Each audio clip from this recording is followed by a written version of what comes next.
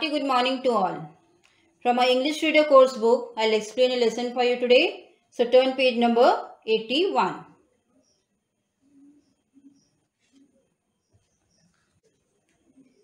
In our page number 81, we have lesson 7, Across 3 Millennia. Across 3 Millennia is a sensational cyber story. The author, Emily Smith, is an English children's writer. Her books are aimed at young readers.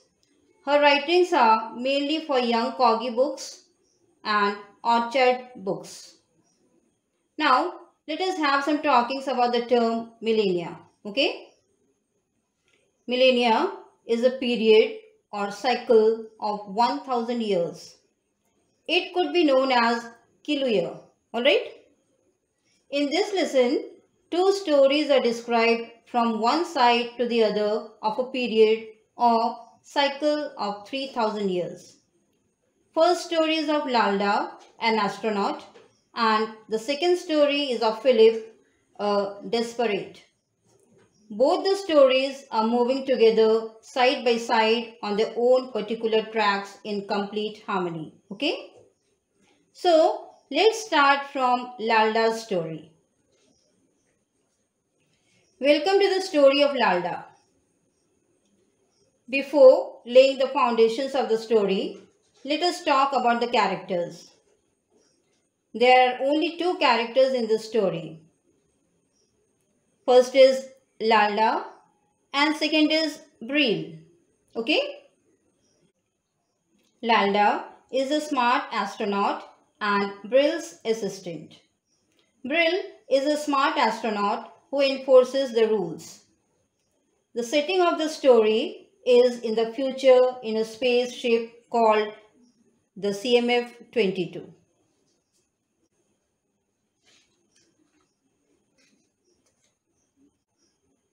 The story is after the death of Brill. Okay? Lalda and Brill had worked together in a spaceship. Alright? Now, Lalda is missing her. She missed the sound of human voice. For a few seconds, she is calm and recalls her 7 years of training at space. Today, she is alone and she has to control the spaceship. Alright? So, let us get into the event. Lalda was on a very important mission. She sat at the console of CMF-22. She ran through the control system and checked it out whether they were all working well or not. Then, she looked at the 6 screens of stars studied, but the 5th one had a glow at the edge. She gazed the sun, then checked the temperature of the spaceship. She came to know that her spaceship was on course straight for the sun. Now, the time came for the decision whether she should trust the autopilot direction or override the system and change course. The autopilot and the navigator drive well. When she checked the scanner, the brightness of the sun was stronger than ever. She observed that the sun was bigger. Alright?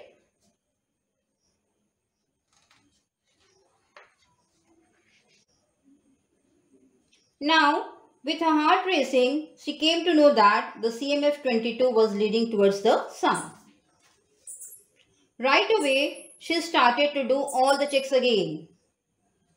She worked as hard as she could, but there was no sign of malfunction anyway. The console was telling Lalda that everything was okay. In spite of the information, Lalda didn't wait, for she knew at some point the radiation of the sun would start to affect the function of the spaceship. She wondered. She should take over and fly the spaceship herself, but CMF-22 was the most reliable spaceship in the universe.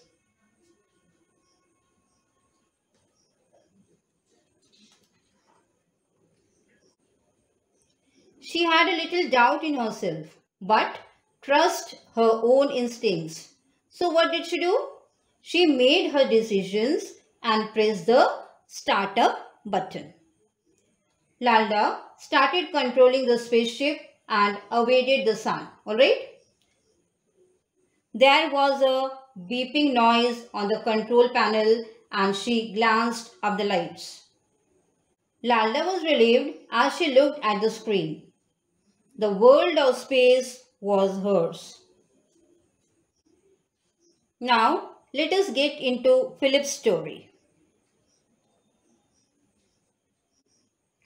Once again, welcome back to the lesson across 3 millennia and the story of Philip. Before getting into the story, let us talk about the characters. There are 3 characters in the story. First is Philip, second is Simon, and third is Cleon. Okay? Philip is a smart, desperate, and hungry man. Simon is a smart architect. And Cleon is a wise Philip's instructor.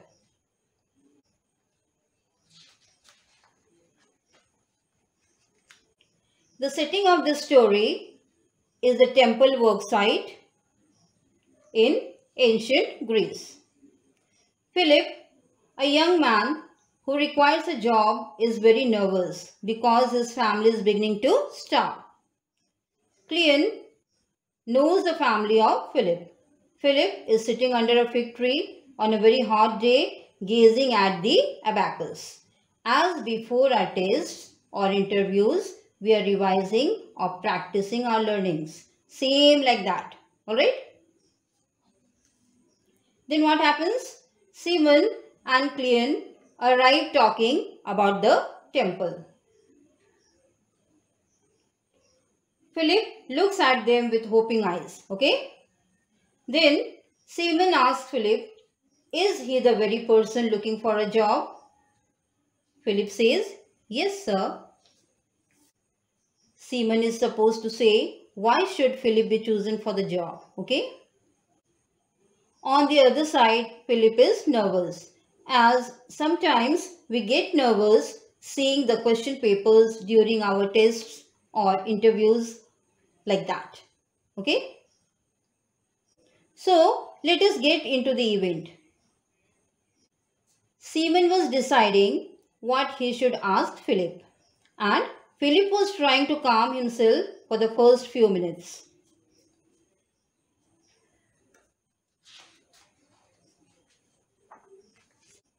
Now, Simon told Philip to calculate 350 plus 75. Okay? Philip started his work. He calculated the equation on the abacus with ease and got the correct answer. How much answer did he get? 425. Isn't it? Then Simon gave him a subtraction question.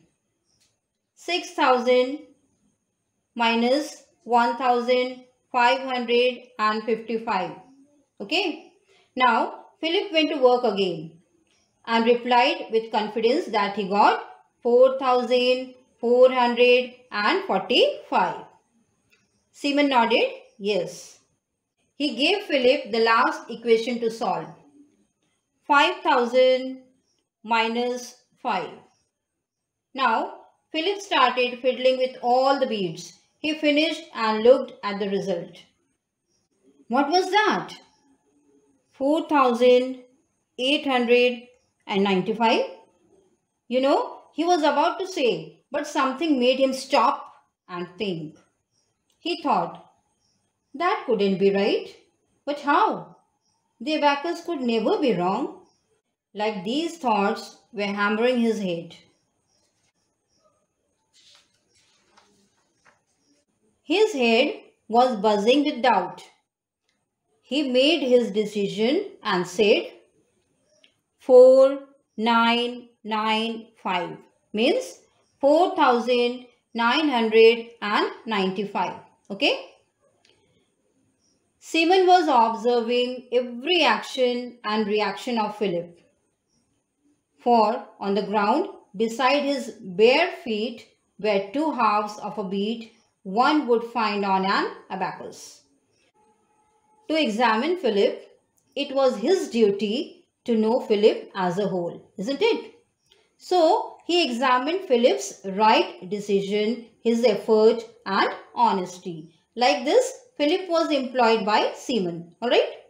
So, in our first story, Lalda had to make her own decision to control the spaceship herself. By taking over and controlling the spaceship, she evaded the sun. And in the second story, when Philip was using the abacus, he trusted his own instincts to say the right answer, and that very answer led him to get a job. Like this, our lesson is over. Till then, keep on learning. Take care. Thank you.